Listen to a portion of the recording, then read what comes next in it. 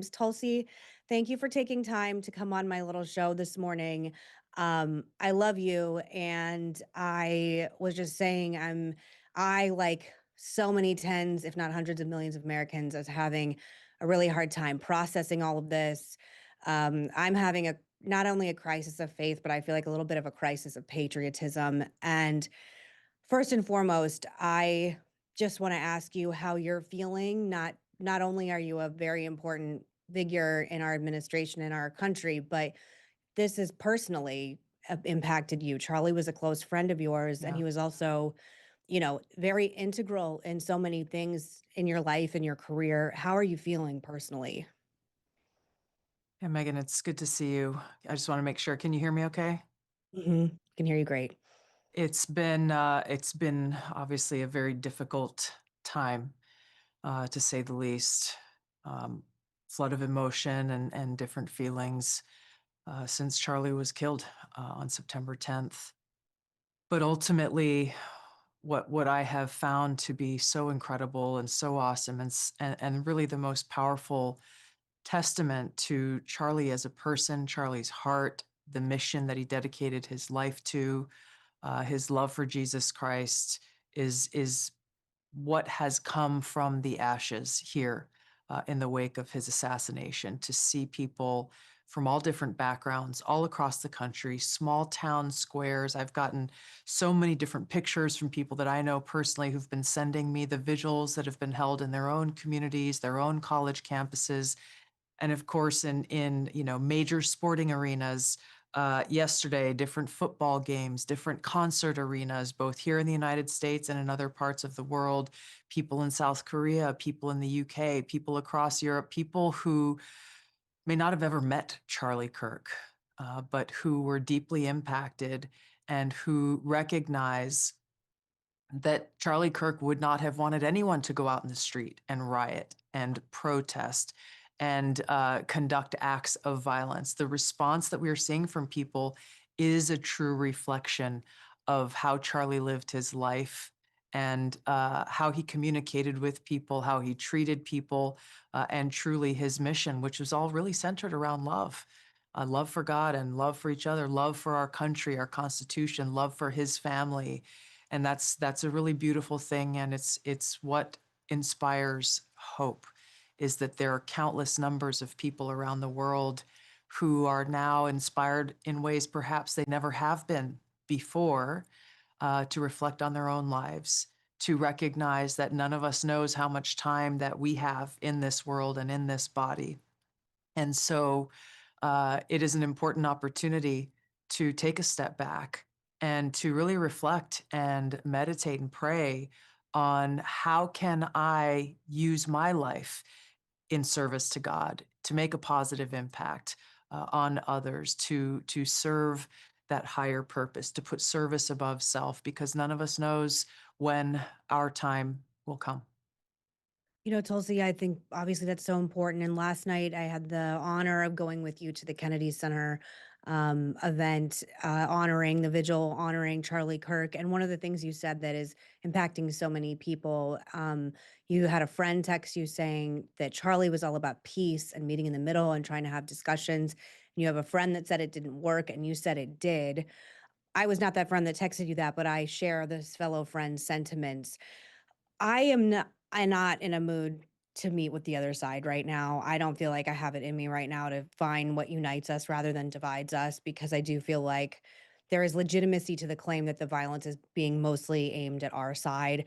What do you say to people who are in this headspace? I'm sure it won't last forever, but people that just feel completely isolated and like this country's just completely splitting in half. It is important in the midst of all of these what are really natural feelings that you and that all of us were going through and processing what just happened, not only to our friend, but what has been exposed, the evil, the darkness that exists in our country and in the world. And I just encourage people to look at Charlie's example.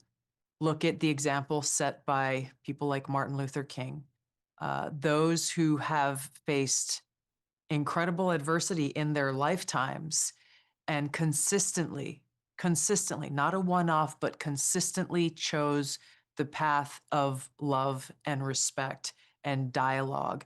And, we've seen videos of Charlie or been in the presence of Charlie when he's had fierce debates, screaming at people, and the other side screaming back. So this is, as I said last night at the Kennedy Center, this is not should not be misunderstood that love means weakness or love means rolling over if someone is coming at you and attacking you or your ideas.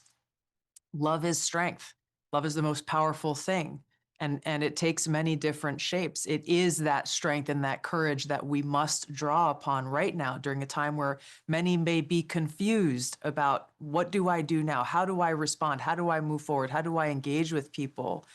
And when that opportunity presents itself, whether you seek it out or it comes to you, it is important that we look to the example that Charlie set and others have set in choosing that path of love and confronting that hate and darkness and evil with love, and not allowing any ourselves to succumb to responding to hate with hate, because that's where we find ourselves as a country and as a people in a very rapid spiral downward.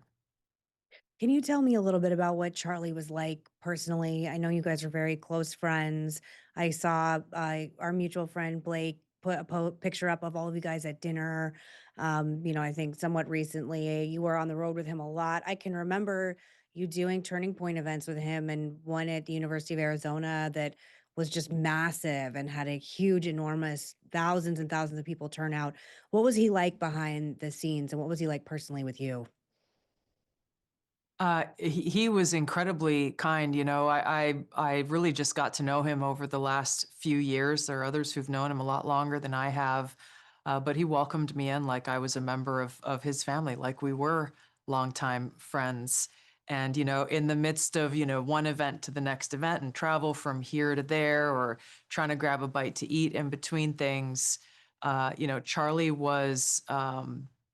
Exactly who he is. He never pretended to be somebody that he wasn't. It's authentic, sincere, and very, very focused and mission driven in everything that he did.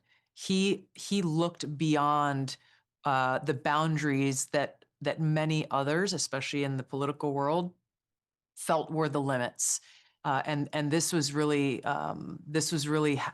where the impact that we are seeing Charlie had on people came from. Is he didn't allow himself to exist within these unfortunate silos that exist within our country and certainly within politics. It's why he went places where no one else had gone before him, to have the conversations other people weren't having, to record them, to put them online, to put them on TikTok and Instagram, so that others far outside of the physical reach would actually be able to see them, be impacted, and be inspired by him. I got to know Charlie's wife, and to see them together, it was just a beautiful, beautiful thing to see this couple who were best friends and completely aligned in their mission, and supporting each other in their service. I'm really grateful to have been a very small part of Charlie's work, and have been able to join him at some of these different things. And he helped me going through this confirmation process to the position that I am in today, that President Trump nominated me when he nominated me Director of National Intelligence. Charlie was one of the first people that I spoke to, both before and after that. And Charlie did so much behind the scenes that he never spoke about publicly and that people never saw publicly, to be able to help get the right people in the right positions to be able to help President Trump carry out his agenda, knowing that he needed that. The president needed to have the best people around him. Uh, some of the lessons learned from the first administration, in order to carry out the promises that he made to the American people. I can't even tell you how many times we called Charlie and said, "Hey, we could use your help with this or that," and his answer was like, "Yep, on it, always." And like I said before, he did a lot, even behind the scenes, that he would never even tell me about, and I'd find out about it from somebody else. And he never, ever, ever wanted credit, ever. Yeah, I can remember how I met him was obviously through you, and during your confirmation hearings, he had me on his show, just to talk about how all of us could be effective in making sure that you got confirmed. And he was so warm and welcoming, and he seemed to really understand that you could have been a Democrat 5 seconds ago, but if you want to join the movement, you're welcome. Which, for Yeah. me, even at the time, was such a refreshing, vibe to hear, because there's just so many people that have a different perspective. Why was he so including of everyone? Maybe that's a hard question to answer, but he really, like RFK last night at the vigil, said the reason why he ended up endorsing Trump was because of Charlie, which is really quite incredible. I'll never presume to speak for him, but from my vantage point, what I saw was that Charlie saw in real time in his conversations with people on these college campuses the ability to cause people to think, to rethink their positions, to have real dialogue and conversation where if they weren't won over in the debate, which many were, then they probably walked away saying, gosh, maybe I really need to do more research. I need to learn more. I had to really think about the positions that I thought were right or the policies that I thought were right. And I think Charlie saw what was possible in that phenomena that occurred across these campuses that he visited, in people thinking, actually thinking, and not just being blind followers on any side. And that's a wonderful and beautiful and important thing. And so I think when we went into President Trump's campaign, Charlie recognized both with me and our Bobby Kennedy Jr. as people who had been former Democrats, the opportunity to really bring together more Americans who care deeply about our country, who care about each other as fellow Americans, not Democrats, Republicans, or independents, but really care about each other and care about common sense and do right and wrong, and saw an opportunity to really help President Trump build this really unique and unprecedented historic coalition that would enable the president and us to be able to carry out those policies, putting the American people first. Yeah, no, and he really seemed to understand how vital people like you were to getting Trump over the finish line to be president and bringing in a whole new swath of voters. You know this story already, but my dear friend Sarah Scarborough's son, Colton, was a massive fan of Charlie Kirk, massive. And you and Charlie both facilitated sending him a giant box of hats and Turning Point swag and a beautiful sign letter from Charlie that I know now he is framing and treasuring, Well, and a well, hat that let was me sent. just jump Sure. in there for a second because I'll just tell you how it happened. You sent me a note about your friend Sarah's son, Mhm. and I sent the note to Charlie, and immediately within minutes, Charlie replied and said, like, that's amazing. I could probably look it up. I still have it in my phone. He's like, that's amazing. This is so awesome. Please get me his address because I want to send him something. And then within a Yep. few days, you sent me the video of Colton opening up this amazing care package that Charlie had sent him. Yeah, and it was within a few days, and Colton was one of the how it even came up in conversation with my friend is Colton is a really good kid. He is smart, he plays football, he is academically inclined, he goes to church all the time. He's a very and I said, "How do you raise a child like this?" Because I this is the example. And Sarah said, "It's parenting, but it's Charlie Kirk has been an incredible influence on him, and he listens to his show every day." And I have her permission to share that this has obviously hit Colton very, very hard. As you can only imagine, someone who is a super fan, and Colton's in high school. I know he's not the only young man in the country that is having an extremely difficult time. What do you say to not only parents, but anybody in the country that is just grieving the death of a figure who has inspired them in so many different ways? And I know generations before have done it with, like you said, Martin Luther King and people like that, but this is unique and new to our generation. Yeah. Just keep looking to Charlie's example and think about what would Charlie want you to do right now? Even as, in a state of grief, your instinct may be just to collapse, to, kind of curl up in a corner and not face the harsh reality of what occurred and have to face the questions you would likely be asking yourself about what do I do? What do I do? Charlie, through his example, through his life's mission and work, showed exactly what he would want Colton and so many others to do, to carry on, to speak the truth. Don't allow anyone to terrorize or intimidate or bully you into silence. Don't allow this assassin to terrorize you into silence.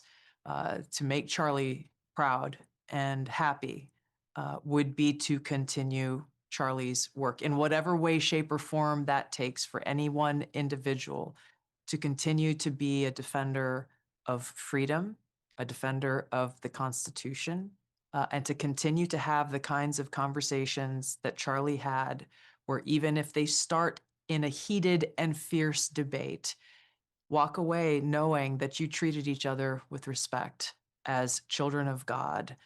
This is what I spoke about last night at the Kennedy Center was for the real meaning of aloha. In my home Mhm. state, why we greet each other with aloha. People say, "Oh, does it mean hello or goodbye?" Neither. It doesn't mean either one of those things. We greet each other with aloha so that we can start a conversation with the most fundamental truth in saying, I see you as a fellow child of God, and as such, treat you with respect. And that allows for a deeper, meaningful dialogue and exchange than if we were to just remain on the superficial level of labels and partisanship and, are you this or are you that? Are you for me? Are you against me? Have the kind of dialogue inspired by that aloha that Charlie had countless times with people all over the world. I hear that and receive that, and I love whenever you say aloha in any context because you embody the spirit of it so much. I think one of the things that I'm fearful of right now is I've been had a lot of time since last Wednesday to ruminate and think about what's going on in our country. And one of the concerns I have is I do think what happened to Charlie is a buildup of the extreme rhetoric that's been happening over the past 5 years. I kept thinking about in 2020 when so many people on the left were saying words are violence. And Yeah. when you say something because words are violence, then violence is okay. And mostly peaceful protesting with buildings on fire. And there's a bunch of data that has recently come out saying that a lot of Democrats overwhelmingly believe that violence can be an answer for free speech, and they're comfortable with that. I do not know what to do with that. That is a new paradigm for this country. It's a new paradigm for me to even think about. How do we push through this? How do I have conversations with someone on the far left who thinks that violence towards anyone is somewhat acceptable? Those conversations, their approach must be exposed for the vile, evil darkness that it is, which is rooted in the weakness of their positions.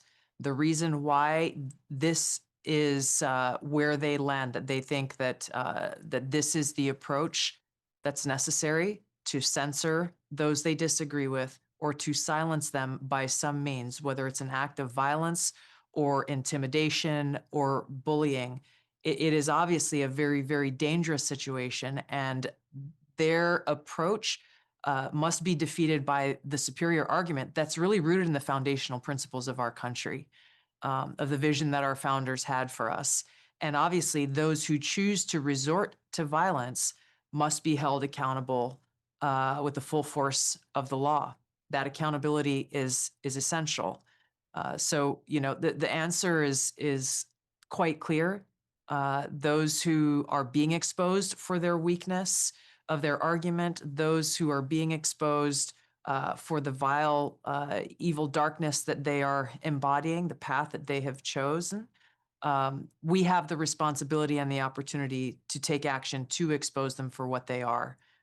We cannot allow ourselves to be reduced to that level when our arguments, our ideas, our policies are superior because they are rooted in the values and principles enshrined in our founding documents, and they are rooted in our God-given rights and freedoms that are enshrined in those documents.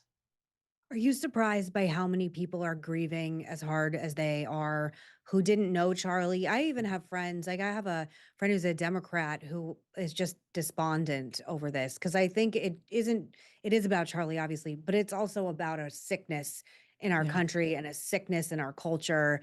And I think demonic forces that have been unleashed recently for yeah, whole variety of reasons that we all have to fight and be extremely vigilant about. But are you surprised? I've never experienced anything like this in my life. Every time I think yeah. I've experienced it all, I have not experienced anything like my reaction to seeing the horrific execution and then this response. On Thursday after it happened, I had to cancel my meetings in the morning and I stayed in bed for a few hours and just I couldn't I felt like I needed to just be quiet and pray and meditate and just take solace when I could. Are you surprised how much this is impacting our country? I think again, it really speaks to the impact that Charlie had, and in the midst of that darkness, I have found that light that really shines through from Charlie's heart. I've heard from people who I know, as well as people I don't know and have never met, who are sending me DMs on social media saying things like, I prayed for the first time in over 10 years. People who are talking to God and seeking shelter in God and asking for help to try to make sense of what just happened and to, um, you know, provide the strength to be able to find the right way forward. And this really is such a beautiful thing that again can only be inspired by somebody who was motivated with this uh, powerful powerful love. He dedicated his life to his mission. He dedicated his life to Jesus Christ. And uh, I there are so many examples of Charlie in moments of victory or success, political or otherwise. He never took credit for himself, and he continually said, "This is all God." And people are seeing that and reacting to it, and uh, it should give us all hope for our future to see those who'd never met him before now turning to God, maybe for some for the very first time. Where do you find this strength? Because, we're very good friends and I talked to you right after it happened. And even in that moment when I was really angry and freaked out and melting down, you have this beautiful faith that never wavers about the good and the light and seeing the light instead of getting wrapped up in darkness and evil. Where does that come from? And what would you say to people who are having a harder time with their faith and spirituality in this moment? Just look to God who sits within every one of our hearts. I deployed overseas with the military a few times in different combat zones in different parts of the world, and in some of the harshest environments. In a place in Iraq, for example, where every day I served in a medical unit and every day was confronted with death or severe injury, the human cost of war, and every day um, having the choice to what am I going to do? Am I going to allow myself to fall into a state of just grief and confusion and darkness and getting lost in that, or take shelter in really the only place where real shelter can be found, and that's in God's love and having a personal loving relationship with God and talking to God. And if you're feeling angry, tell God, I'm angry. I don't know Mhm. what to do. I don't know why I'm feeling this way. If you're confused or you're sad or maybe you're hopeful, have that conversation with God and know that He and have faith that He will guide you through. You ask for help, God will help you. He's waiting for every one of us to turn to Him. But that's where our free will comes into place. And this is the beauty of the First Amendment of the Constitution, in our right to and freedom to worship as we choose or not at all. And it is our choice.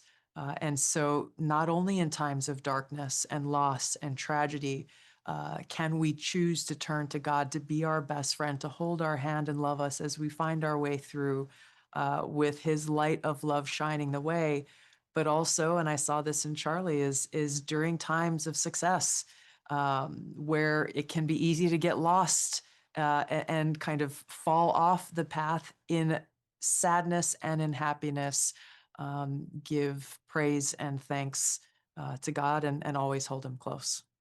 Yeah, I saw a tweet someone put out, which was a text, and I apologize, I don't remember who, between them and Charlie, and they were congratulating Charlie on something, and he said, "It's always important to be humble and remember, like, we're servants of God," and he just it's incredible how evolved he was as a human at such a young age in so many different ways to even remind yourself of that. And he had many massive successes.